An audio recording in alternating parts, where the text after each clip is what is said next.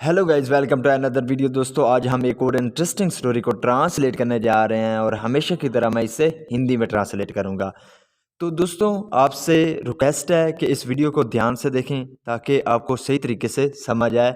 इस वीडियो में आपको वर्ड बाय वर्ड मीनिंग के बारे में पता चलेगा और साथ में हम ग्रामर के पोर्शन को भी कवर करने की कोशिश करेंगे। तो वीडियो का जो टाइटल है वो है ब्लेमिंग अदर्स। ब्लेमिंग का मतलब होता है इल्ज़ाम लगाना या दोष देना। तो दोष देना अदर्स, दूसरों पर इल्ज़ाम लगाना या दोष देना। तो ये था हमारा टाइटल। इसको मज़ीद पढ़ते हैं।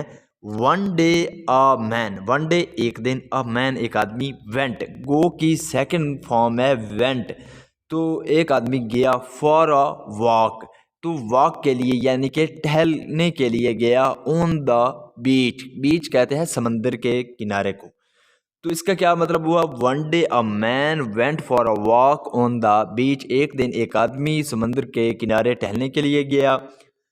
ही सॉ, सी का मतलब होता है देखना। यहाँ पे सेकंड फॉर्म का यूज़ किया गया है सॉ। तो उसने देखा डैट के अ शिप, शिप कहते हैं समुद्री जहाज को। तो एक समुद्री जहाज फुल ऑफ पैसेंजर्स, पैसेंजर कहते हैं यात्रियों को या मुसाफिरों को। तो मुसाफिरों से भरा हुआ था। स्ट्रक, वो क्या हो गया? स्ट्रक, स्ट्रक का मतलब होता है टकरा जाना। तो वो टकरा गया। और रॉक, तो एक रॉक से, रॉक कहते हैं चट्टान को, तो चट्टान से टकरा गया। एंड ड्राउंड, और डूब गया। ड्राउंड का मतलब होता है डूब जाना, और डूब गया। इसका क्या मतलब है? दोबारा देखते हैं। He saw that a ship full of passengers struck a rock and drowned. उसने देखा कि एक समुद्री जहाज जो कि मुसाफिरों से भरा हुआ था वो एक चट्टान से टकरा गया और डूब गया। All the passengers drowned and died. All the passenger यानी कि जो सभी मुसाफिर थे, drowned वो डूब गए, and died और मर गए। द मैन हेल्पलेसली, हेल्पलेसली का मतलब होता है बेयारो मददगार। तो आदमी बेयारो मददगार वॉच्ड, उसने देखा। वॉच का मतलब होता है देखना। तो उसने देखा ऑल दिस, सब कुछ। फ्रॉम द शोर, शोर कहते हैं किनारे को। तो किनारे से, समंदर के किनारे से उसने बेयारो मददगार ये सब कुछ देखा। बट लेकिन, कुड नॉट डू एनीथिंग, लेकिन कुछ नहीं कर सका। टू सेव देम, उनको बचाने के लिए। देम यहाँ पे मुसाफिरों के लिए यानी कि पैसेंजर के लिए यूज़ किया गया है। यानी कि वो आदमी समंदर के किनारे ये सब कुछ बेयारो मददगार देख रहा था, लेकिन वो इनको बचाने के लिए कुछ भी नहीं कर पाया।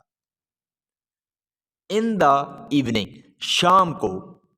ही नरेटेड, नरेट का मतलब होता है किसी को कुछ बताना या किसी को कुछ समझाना। तो उसने यहाँ पे सेकंड फॉर्म क्या यूज़ किया गया? नरेटेड। तो उसने सुनाया द सैड इवेंट। तो एक सैड इवेंट का मतलब होता है दुख भरी घटना। तो ये जो घटना हुई थी ये सुनाई। घटना कौन सी? Of the ships drowning. यहाँ पे शिप के बाद अपोस्ट्रोफी एस है जो कि का मतलब देता है ड्रोनिंग यानी कि डूबने की। तो उसने जो दुख भरी घटना है बहरी जहाज़ के डूबने की वो सुनाई टू हिज फ्रेंड्स, अपने दोस्तों को। Everyone felt sad for the dead people. Everyone, हर किसी ने, फेल्ट महसूस किया, सैड यानी कि बुरा महसूस किया, फॉर द डेड पीपल यानी कि मरे लोगों के लिए, यानी कि उन्होंने दुख महसूस किया।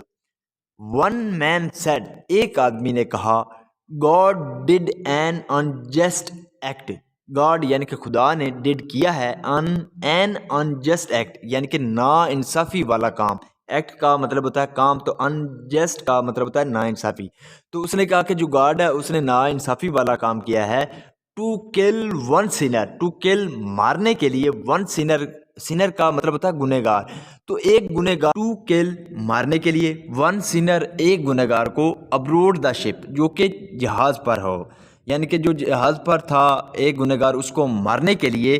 ही हैज़ किल्ड, उसने मार दिया है। यहाँ पे हैज़ के साथ वर्ब की थर्ड फॉर्म है यानी कि प्रेजेंट परफेक्ट टेंस का यूज़ किया गया है।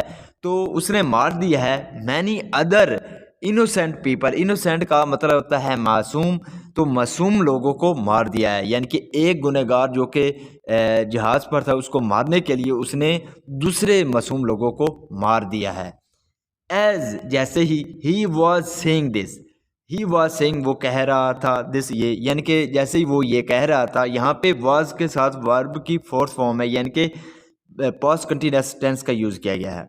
तो जैसे ही वो ये कह रहा था, he felt a pinch on his feet, he felt उसने महसूस किया, अ पिंच, पिंच का मतलब होता है चुटकी, तो उसने चुटकी महसूस की ऑन हिज फीट, फीट का मतलब होता है पाँव, तो फुट कहते हैं एक पाँव को, फीट यानी कि प्लुरल है, तो उसने अपने पैरों पर यानी कि चुटकी महसूस की। ही लुक डाउन, लुक डाउन का मतलब होता है नीचे देखना, तो उसने नीचे देखा, एंड सॉ और देखा, अ रेड एंट, एंट का मतलब होता है चूंटी, तो एक सुर्ख चूंटी, बाइटिंग, बाइटिंग का मतलब होता है काटना, तो वो काट रही थी हिज टू, टू कहते हैं पाँव की उंगली को, तो इसका क्या मतलब हुआ, he look down and saw a red ant biting his toe, उसने देखा, नीचे देखा और देखा कि एक जो सुर्ख चूंटी है वो उसकी पाँव की उंगली को काट रही थी।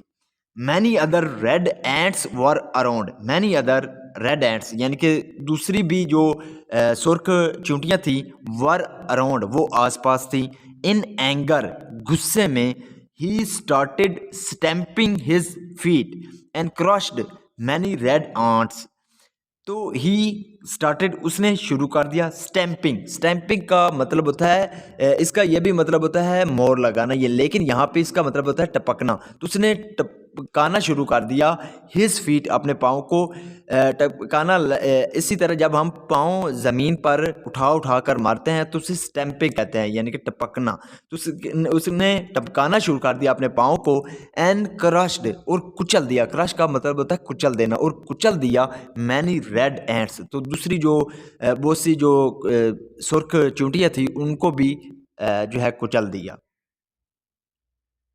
Suddenly God appeared and said, appear का मतलब होता है ज़ाहिर होना, प्रकट होना या सामने आना, तो अचानक जो गॉड है वो सामने आया, एंड सेड और कहा, लुक देखो, हाउ कैसे, यू आर किलिंग तुम मार रहे हो, मैनी इनोसेंट एंट्स बहुत सी जो मासूम जो चूंटी हैं उनको मार रहे हो, to kill one, to kill मारने के लिए, वन एक को, यानी कि जो गार्ड है उसने कहा कि how you are killing many innocent ants to kill one, कि तुम कैसे बहुत सी जो मासूम चूंटियाँ हैं उनको मार रहे हो एक चूंटी को मारने के लिए, and you were blaming me for being unjust, and और यू आर वर ब्लेमिंग तुम मुझे यानी कि दोष दे रहे थे, ब्लेमिंग का मतलब होता है इल्ज़ाम लगाना या दोष देना, यहाँ पे पास्ट कंटिन्यूअस टेंस का यूज़ किया गया है, तो तुम मुझे क्या दे रहे थे, दोष दे रहे थे, for being unjust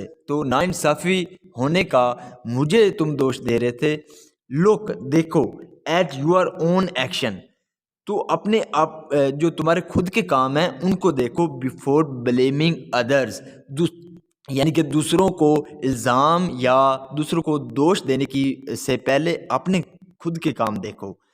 the man felt ashamed, felt ashamed का मतलब होता है शर्मिंदगी महसूस करना, तो उसने शर्मिंदगी महसूस की, एंड रियलाइज्ड और उसे एहसास हुआ, हिज मिस्टेक अपनी गलती का, मिस्टेक का मतलब होता है गलती, तो उसे अपनी गलती का एहसास हुआ। So this is the video guys, अगर आपको मेरे पढ़ाने का तरीका अच्छा लगा तो कमेंट में ज़रूर बताइएगा, वीडियो अच्छी लगी हो तो इस वीडियो को लाइक करें, चैनल को सब्सक्राइब करें ताकि